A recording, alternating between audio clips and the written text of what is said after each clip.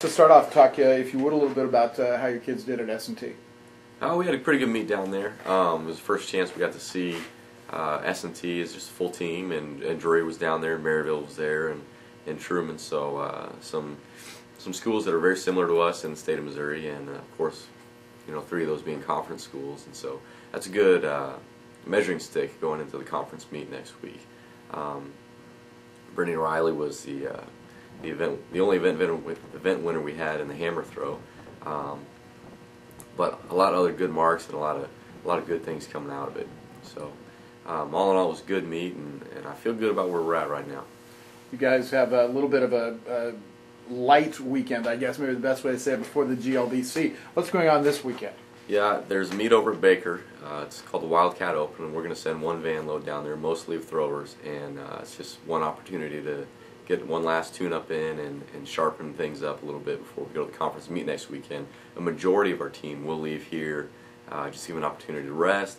Also, with next week being the last week of classes, we want to make sure our student athletes have an opportunity to prepare for finals and prepare for all their end-of-the-year projects and things that are going on. And so it'll be a small meet, but it'll be good because it'll be low pressure. It'll give them an opportunity to get some good marks in and hopefully move themselves up on the conference performance list.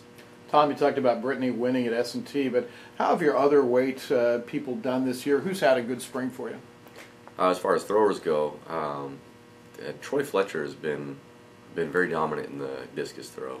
He has held the #1 spot on the performance list in the discus throw since the very first meet of the season.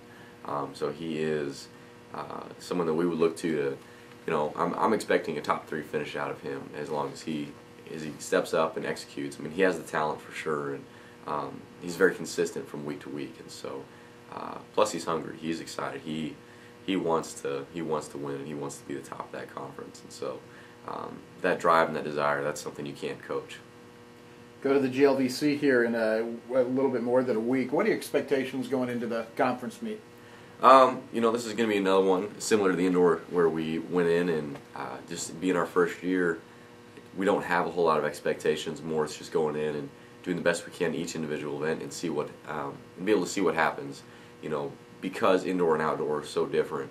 They're very similar in a lot of ways, but because they're so different with the additional throws, with additional hurdle races, in the 400 hurdles and the steeplechase, it just creates a different dynamic. And so you can look at numbers on a performance list, but until you're there and you actually see what kind of teams these other schools have put together, it's kind of difficult to say. You know, we had a great indoor meet, and if we can repeat that, I'll be very happy. But we're just going to go in there and do what we can, one event at a time. Going into the great unknown, is that kind of exciting? Is that a unique thing in your profession? It is.